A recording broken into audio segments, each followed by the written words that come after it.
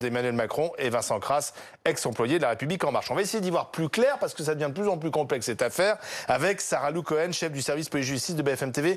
Bonsoir. Bonsoir. Alors, Olivier. qu'a fait Matignon dans cette affaire? Alors, Matignon explique aujourd'hui qu'au lendemain des révélations de Mediapart, c'est-à-dire le 1er février, ils sont appelés par des journalistes qui cherchent évidemment à comprendre les conditions de cet enregistrement, les circonstances. Et l'un d'entre eux a une information, c'est qu'il a appris que une policière, la commissaire divisionnaire qui chapeaute la sécurité de Matignon, a accueilli chez elle Alexandre Benalla et Vincent Crasse. Et donc, cette fameuse réunion, selon ce journaliste, a eu lieu chez elle. Matignon, évidemment, tombe de l'armoire et cherche à en savoir plus et va donc interroger cette policière de haut rang.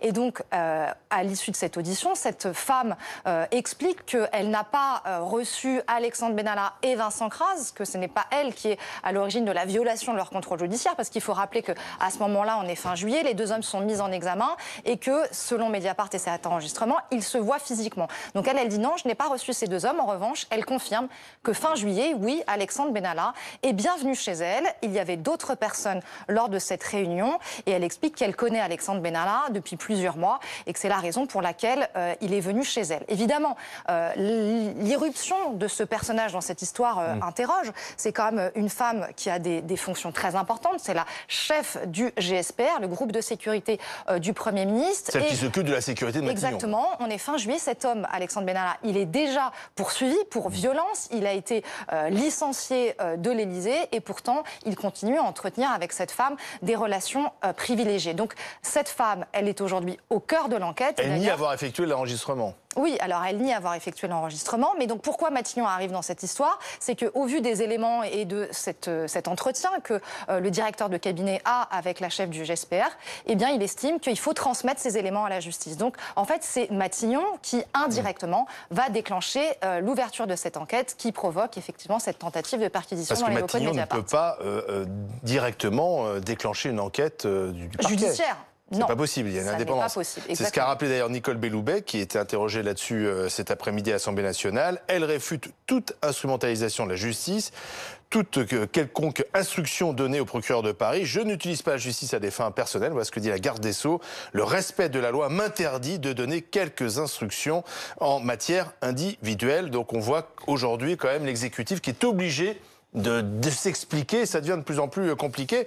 Dans un instant, nous devrions être avec Edoui Plenel. On a des petits soucis parce que nos équipes sont arrivées en retard. Donc on va essayer de l'avoir au téléphone, le président de Mediapart, parce qu'on voit bien qu'aujourd'hui, Mediapart s'interroge sur le rôle joué par Matignon dans cette affaire. Et rappelons que la chef de la sécurité de Matignon a donc été entendue par les enquêteurs pour s'expliquer. On voit aussi que l'affaire Benalla n'en finit plus d'empoisonner finalement la vie politique française et surtout la vie de la majorité, avec régulièrement des épisodes dans ce feuilleton. Edoui Plenel, vous êtes là. Bonsoir. On devait vous avoir en duplex. Malheureusement, il y a eu un petit souci de notre part. Et merci quand même d'être avec nous par téléphone, Edoui Plenel.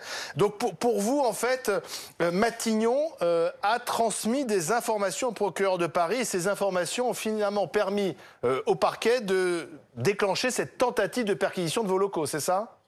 Ah, ce n'est pas pour moi, ce sont des faits. Je suppose que c'est pour vous aussi, puisque ce sont des vérités factuelles et que vous-même, BFM, sur votre site, avez montré la lettre du directeur de cabinet qui ne transmet pas des informations. Le mot qui est employé à 2 reprises, c'est le mot allégation. Dans quel pays le Premier ministre peut-il demander à un procureur lui transmettre des allégations venues simplement de questions posées par des journalistes, en l'occurrence Valeurs Actuelles, et que la transmission de ces allégations fasse que le procureur, sur rien, sur du sable, sur aucun fait, sur aucun délit, diligente avec la brigade criminelle une tentative de perquisition sur un journal pour chercher les sources d'un journal. En Angleterre, au Danemark, en Allemagne, en Suède, le procureur, le Premier ministre, la ministre de la Justice auraient déjà démissionné. Jamais on a vu ça. Il y a eu déjà des tentatives d'atteinte à la liberté de la presse et de perquisition dans des journaux, mais jamais dans un cadre juridique. Mais quel est le but recherché selon vous? Inexistant. Le but juridique, c'est la chasse aux sources des journalistes. Mais sur quelle affaire? Sur une affaire qui met en cause le pouvoir. Le début de la lettre du directeur de cabinet faisant allusion aux révélations de Mediapart de jeudi dernier dit quoi? Il parle de la conversation de M. Alexandre Benalla et Vincent Kras en violation de leur contrôle judiciaire. Excusez-moi, ça fait une semaine. Est-ce que M. Kras et M. Benalla ont été convoqués? Est-ce qu'ils ont été mis en garde à vue? Est-ce que leur violation, c'est un délit de violer le contrôle judiciaire? Donc pour vous, le parquet est plus prompt à venir chercher des choses chez vous, à Mediapart, plutôt que de s'occuper de Benalla et Kras. C'est pas à moi qu'il faut poser la question, c'est au parquet.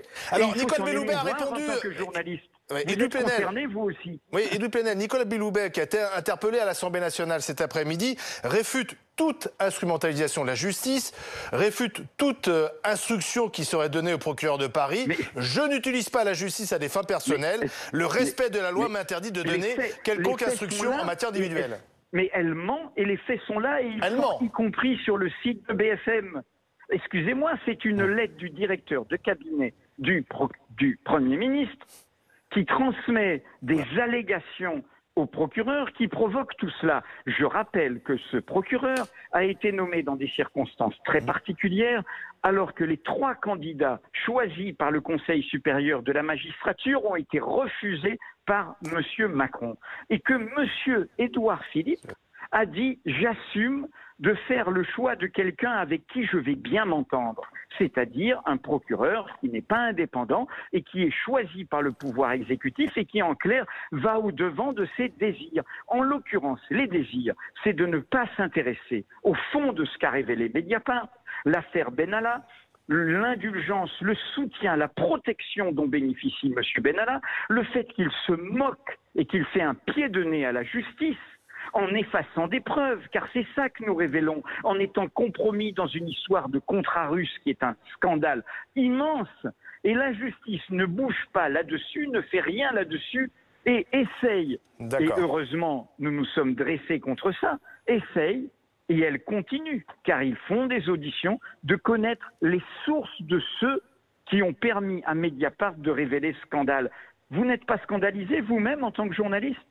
En tout cas, ce soir, on vous donne la parole et on publie donc sur le site de BFM TV cette lettre qui confirme effectivement... qui parle d'elle-même et qui montre que qui confirme le lien entre Matignon et le procureur. Merci Édouard Plenel, merci le président de Mediapart ce soir dans BFM Story. Merci Sarlou Cohen pour ces informations BFM TV. 17h30.